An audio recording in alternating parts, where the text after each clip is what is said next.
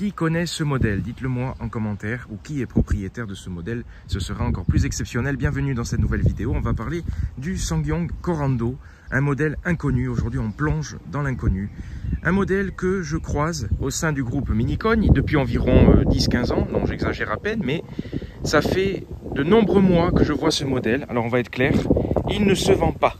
Voilà, c'est un modèle très rare, peu connu. On va en parler. Est-ce que c'est un manque de notoriété de la marque? Est-ce qu'il y a d'autres problèmes? Est-ce qu'il y a d'autres inconvénients? J'avais envie vraiment d'essayer ce modèle puisque je ne connais pas du tout la marque. J'en croise quelques modèles très rares. SsangYong, une petite marque sud-coréenne qui a changé maintenant de nom depuis peu de temps. KG Mobility, KGM pour les initiales. À l'époque, c'était Daewoo qui a ensuite racheté SsangYong. Et c'est pour ça que la marque reprend les noms de Daewoo, à savoir le Corando, ce modèle-ci, le Rexton, je vous mets des photos. Il y a d'autres modèles SsangYong qui sont plus rares. Alors on est sur un SUV compact de 4,45 m de long et 1,87 m en largeur. Il paraît beaucoup plus gros que ce qu'il n'est sur le papier. Je pense à la C4 que je vous ai présentée dernièrement, 4,36 m en longueur. Là, il y a seulement 9 cm en plus. Franchement, on dirait qu'il fait 4,60 m. Il est massif, imposant, cubique. Il me fait penser au Vitara, au grand Vitara, parce qu'il a ce design taillé à la serpe, très cubique, 4x4 à l'ancienne, et ça se ressent également au volant. J'ai l'impression de vous présenter en fait une voiture qui a 10 ans, hein, entre guillemets, alors qu'elle n'a que 3 ans. Il ne se vend pas malheureusement à cause du manque de notoriété de la marque, et on va essayer quand même de voir les points positifs de ce véhicule, puisque il est là, il est disponible à prix cassé. On est autour de 24-25 000 €. Avec la prime JBM, vous allez avoir une belle remise, je pense. Au niveau du design, donc très cubique, très exotique. Alors vous voyez les phares qui sont en 3 parties. Voilà, un design de 4x4 à l'ancienne, assez surélevé. Le logo de la marque, pour ceux qui ne connaissent pas, même si maintenant je pense qu'il a changé puisque c'est devenu KGM. Les bips de recul, des grosses parties en plastique pour protéger la voiture. Alors les jantes sont pas mal. On est sur du 235 55 18 pouces, on est en 18 pouces d'office. Celle-ci, je crois qu'on est plutôt sur de l'entrée de gamme. En diesel, 136 chevaux, 1,6 litre, 2 roues motrices. Il existe également en 4 roues motrices. Il a été proposé de toute manière en 2 roues et 4 roues motrices. Et en boîte auto ou boîte manuelle. Ici, on est sur la boîte auto. 324 Nm de couple. Alors les feux, ça a l'air d'être du xénon. Voilà, des parties de protection à l'avant. Le capot assez horizontal avec cette ligne qui donne un peu plus d'agressivité. Il est pas mal esthétiquement. Franchement, il est pas mal. C'est toujours pareil. S'il avait un autre logo, il se serait vendu. Franchement, il est assez passe-partout hein, en soi, hein, assez sobre. Hein, comme je vous dis, on dirait une voiture des années 2015. Voilà. Sachant que c'est quand même la 4e version de Corando et c'est une petite marque, je crois, qui produisait en 2012 ou 2015. C'est les seules infos que j'ai trouvées sur Internet. Pour faire vite, il produisait que 150 000 véhicules. Donc on reste voilà, sur une petite marque. Et en tout cas, au niveau du design, comme je vous dis, ils ont peut-être voulu imiter le Vitara, puisqu'il reprend la même forme, sauf que le gabarit est beaucoup plus gros. Et 4,45 m, il paraît beaucoup plus. Donc, on est sur un SUV surélevé, qui voulait affronter le 3008. Bon, je pense que le combat c'est cuit, hein, mais j'avais vraiment envie d'essayer parce qu'il y a des atouts, notamment au niveau du coffre. Les clignotants sont là, sont en bas. Il y a quand même des petites spécificités au niveau du design. Alors le coffre a une capacité énorme de 550 litres. Je dis énorme pourquoi? Parce que j'ai été surpris de voir le volume de cette voiture, sachant que comme je vous dis, j'ai la C4 qui fait 4,36 m et là on est à peine sur 4,45 m. Il y a peu de différence, sauf que la C4 c'est 380 litres, là on est sur 550 litres. Voilà, avec un double plancher. Bon, la planche n'est pas là, mais elle est au garage. En dessous, vous pouvez mettre un kit anti-crevaison et vous pouvez enlever ce socle et mettre une vraie roue de secours, je pense, ou une roue galette du moins. Donc voilà, vous avez cet enrouleur pour masquer les choses. Le coffre est vraiment très correct pour ce gabarit. Cette grande barre chromée qui se prolonge sur la voiture, il est assez passe-partout, hein. On remarque tout de suite les grandes vitres. Voilà, c'est pas des meurtrières. Quelques pincement, notamment à ce niveau-là, pour élargir l'arrière, pour lui donner un peu plus de prestance. Il est pas mal, franchement il est pas mal. On remarque le pare-brise assez vertical. Alors sous le capot, pas de vérin, hein, économie oblige. On est sur une voiture à un très bon rapport qualité-prix. Alors j'ai mis sur pause parce que je vois EXDI 160, donc je me suis dit peut-être 160 chevaux, je ne sais pas pourquoi. Non, non, c'est bien 136 chevaux. Voiture qui n'a que 5000 km, comme je vous ai dit, et qui n'a que 3 ans. Un diesel à l'ancienne. Apparemment c'est un moteur SsangYong, hein, réellement, puisqu'avant SsangYong proposait des moteurs Mercedes dans sa gamme, et j'ai pas trouvé plus d'infos sur le moteur et également sur la fiabilité, puisque on a très peu de retours. Ça a l'air assez correct en termes de fiabilité, et c'est vrai que le point référence de fiabilité que j'ai, c'est que je croise des SsangYong anciens qui roulent toujours et qui ont 200 000 km, notamment le Rexton, j'en croise encore 2 ou 3, donc peut-être que ce sont des voitures qui sont conservées par les propriétaires puisqu'elles sont assez fiables. Alors on va passer à l'arrière. À l'arrière, la portière est énorme. Elle s'ouvre presque à 90 degrés. Et regardez la taille. Elle est gigantesque au niveau de l'ouverture. C'est des formes très simples. Et regardez, on rentre facilement, on sort facilement. C'est une limousine, c'est incroyable. Alors on est sur une banquette en tissu, assez ferme au toucher, mais agréable à l'assise. Avec 3 appuis-têtes, pas d'accoudoir. Vous avez des aumônières. Et on va s'installer à bord. On se retrouve à bord de ce Corando et c'est vraiment, ça résonne hein, tellement c'est une église. Ça résonne tellement il y a du volume. Alors j'apprécie la grande surface vitrée, l'horizontalité de la portière. Voilà, c'est un design simple. On est sur une voiture assez économique quand même. Vous avez une prise 12 volts, beaucoup de place. La largeur de 1,87 m forcément profite à cette habitabilité. L'espace aux jambes est gigantesque. Voilà, c'est énorme, vraiment. Et je remarque le dossier assez incliné.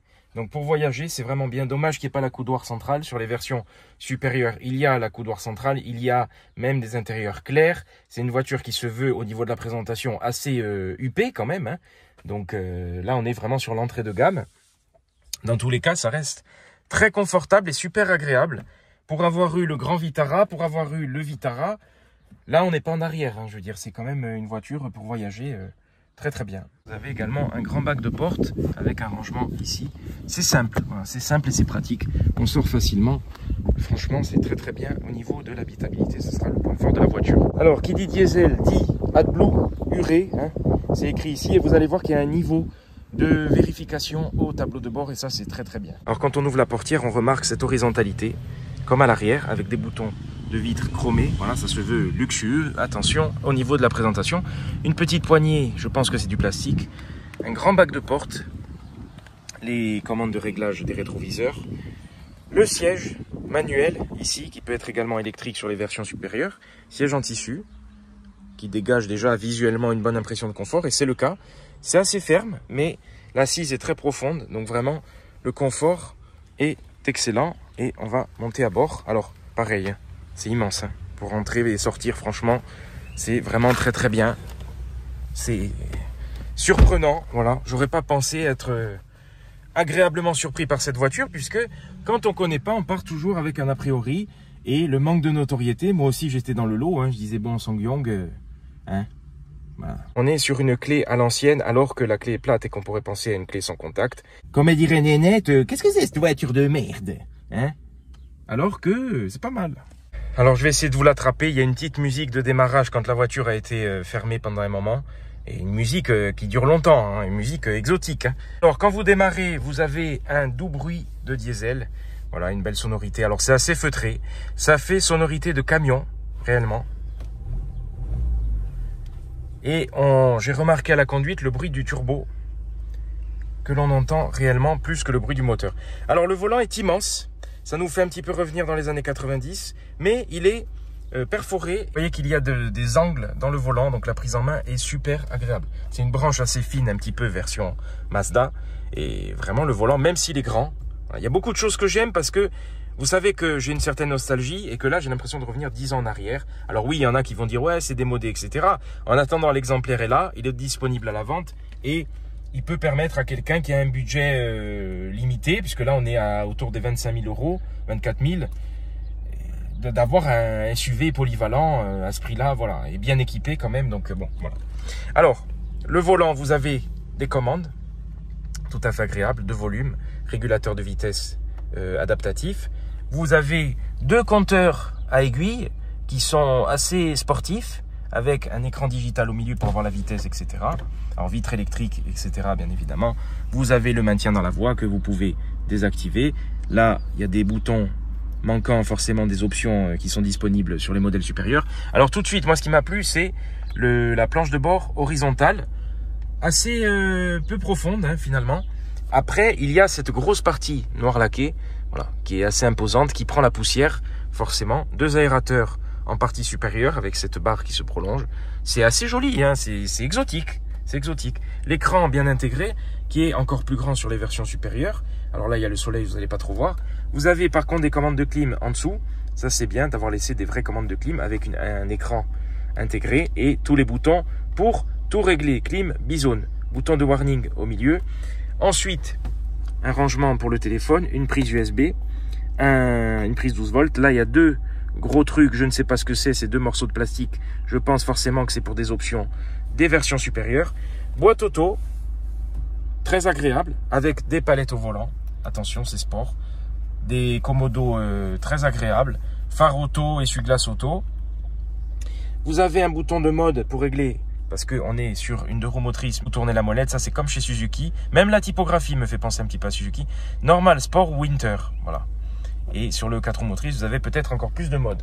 Frein à main électrique, 2 porte-gobelets, un rangement ici pour la clé, un accoudoir qui coulisse en cuir et un gros bac énorme. Voilà. La boîte à gants, j'ai oublié de regarder ce matin, la boîte à gants est énorme. Plastique moussé en partie supérieure et du plastique dur en partie inférieure. C'est vraiment pas mal au niveau de l'ergonomie, ça tombe sous la main. J'ai pris de suite mes marques alors que, comme je vous dis, je connais pas du tout le modèle. Ce qui m'a surpris, c'est le fait que ce soit une clé alors que je m'attendais à une clé main libre. Ensuite, vous avez, donc vous pouvez régler il y a plusieurs infos, la température d'eau, et vous avez ce bouton pour changer, voilà, niveau de vigilance du conducteur, puisqu'il y a aussi le maintien dans la voie, il y a pas mal d'aides technologiques. Vous avez des réglages, alors l'affichage, voilà, hein, on revient 15 ans en arrière, hein. Confort, voilà, vous pouvez désactiver, il y a l'alerte d'alignement. J'ai remarqué dans les embouteillages, quand la voiture de devant avance, ça vous l'indique, voilà, si vous êtes distrait, ça vous indique de suite que la voiture a avancé, que vous pouvez avancer. Vous pouvez, je pense, le désactiver. Vous avez les alertes, qu'est-ce que vous pouvez régler d'autre? Voilà, la vitesse, le compteur journalier, vitesse numérique. Voilà. En tous les cas, l'affichage est très lisible, c'est vraiment pas mal. Et ce qui est surprenant, comme je vous dis, c'est ce volant. Voilà. Ce volant qui est très agréable, notamment ici, il y a une petite bosse ici, donc vraiment pas mal. Ce qui m'a surpris également, c'est la qualité. Je vais couper, écouter la musique. Alors ça, c'est incroyable. Ça, franchement, c'est... Je suis pas fan. Je sais pas si ça peut se désactiver. Je suis pas fan parce que le violon, le truc là, quand on débarque, bon voilà, 10 fois par jour, ou enfin pour mon cas 50 fois par jour, tu deviens fou à la fin quoi. Bon voilà. Alors tu vas prendre des cours de violon. Donc ce qui m'a surpris, c'est la qualité de l'assemblage, que ce soit à l'extérieur, à l'intérieur. C'est vraiment, il n'y a rien à dire au niveau des alignements. Voilà, quand vous regardez l'alignement ici du pare-brise, y compris à l'arrière. Bonne visibilité vers l'arrière et puis vous voyez que la vitre est bien positionnée. Donc franchement, ça craque pas. Je pense que ça peut bien vieillir dans le temps. C'est comme Suzuki, même si Suzuki a plus de plastique dur, ça va bien vieillir dans le temps puisque c'est bien assemblé, c'est simple. Et franchement, je pense que c'est parti pour.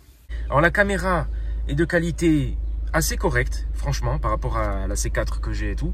C'est vraiment pas mal. Et puis c'est surtout en grand. Voilà, l'écran est grand. Sur la C4, vous avez tout petit. Et bien là, vous avez tout grand. Le volant grand, des compteurs énormes avec des vraies aiguilles, un écran énorme avec un affichage qui prend tout l'écran.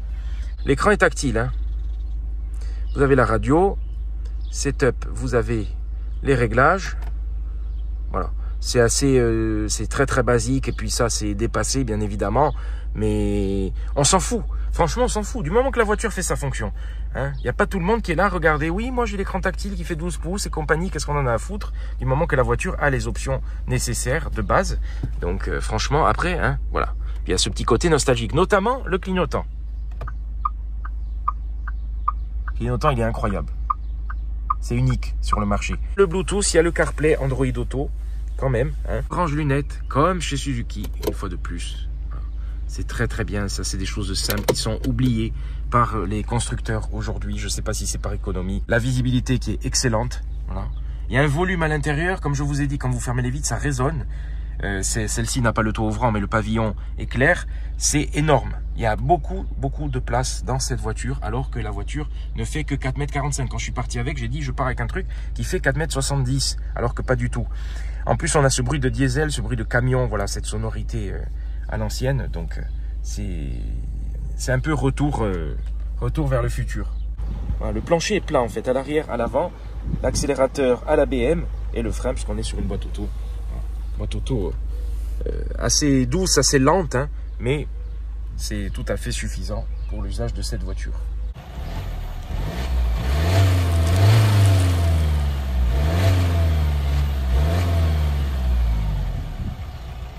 Je vais vous parler des alignements. Regardez, ici et ici. C'est vraiment pareil. L'assemblage est quand même très très bon. Tout comme chez Suzuki. Alors certes, on n'est pas sur une marque luxueuse où il va y avoir un écart très fin entre la portière et la caisse. Mais en attendant, c'est bien aligné. Et c'est déjà ça. Parce que je peux vous dire que sur certaines marques plus luxueuses, c'est même pas le cas. Sachant que c'est la 4e génération déjà de Corando. Donc c'est peut-être un futur collector, tellement on en voit peu. Il y a des trucs des années 90, notamment, regardez ça. Cet affichage-là. Voilà. Le gros levier, c'est kitsch, avec la gâchette. C'est beaucoup de piano black. Voilà, pour les traces et tout. C'est assez exotique. Vraiment, il faut aimer. Mais en tout cas, la forme du tableau de bord n'est pas dégueu. J'ai trouvé ma position de conduite quasi immédiatement. Les commandes tombent sous la main. On est vraiment bien à bord. Alors, on n'est pas sur le confort de chez Citroën. C'est pas le moelleux. Ça accélère assez, c'est pas un foudre de guerre. Là, on n'est pas en mode sport. Alors, ce qui est dingue, c'est que la pédale et la course est longue. En fait, le mode normal de ce SsangYong, j'ai l'impression que c'est le mode éco de la C4. La direction est assez ferme, assez dure. Il y a le start and stop. Alors là aussi, je cherchais pour désactiver le start and stop. Je cherchais ici, comme sur les autres voitures. Eh bien, ce n'est pas le cas. Il est ici. Voilà. Pour le couper, un clic. Ça, je sais pas, c'est l'aide à la descente apparemment. Donc, il a quand même des options de tout terrain. Alors, une certaine polyvalence avec cette garde au sol. Je vous dis, le capot est énorme. Et la position est vraiment bien avec la coudoir. On est bien, ça donne envie d'aller rouler, de partir en vacances. Alors, point positif, je viens d'enlever le maintien dans la voie. Il y a juste à faire un petit clic sur le bouton. Il n'y a pas besoin de rester appuyé. Sur la Citroën, il faut que je reste appuyé 5 secondes. Là, on est sur route dégradée. Alors, les suspensions sont en fait assez ferme, c'est-à-dire que c'est pas comme l'effet double butée hydraulique chez Citroën, comme quelque chose de très très souple.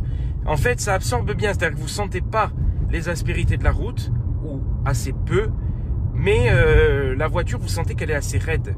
Voilà, même au niveau de la tenue de route. Alors le volant, la direction est assez, voilà, c'est un peu flou, mais la vocation de la voiture n'est pas le dynamisme, mais c'est plus dynamique en tout cas qu'une Citroën, par exemple.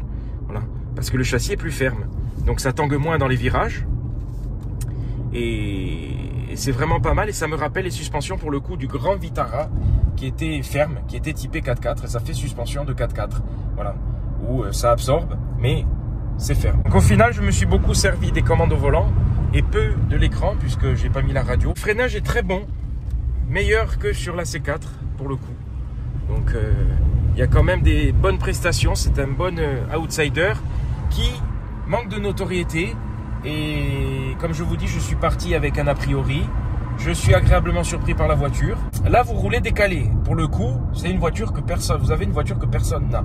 Pour un prix assez contenu et un bon rapport qualité-prix. Parce que la voiture, comme je vous dis, le volant, vous le touchez, il est neuf, quoi. 5000 km. La voiture est super agréable.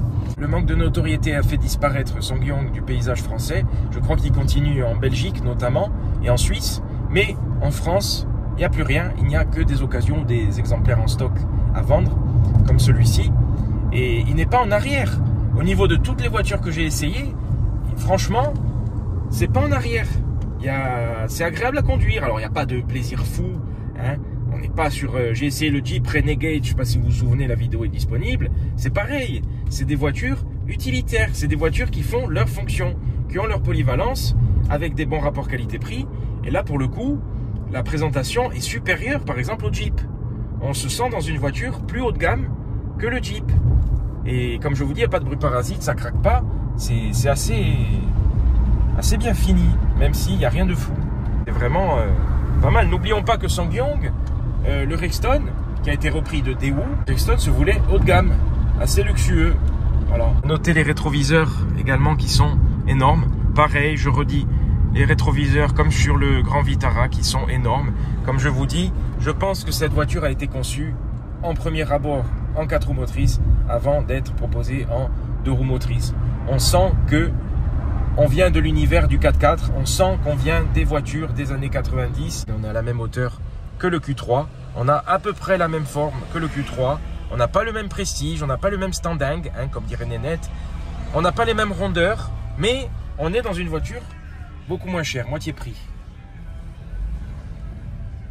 L'autre derrière, il a mis la musique, il s'est cru en boîte au Macumba Night à 18h02. Je vois en miroir, avec sa forme.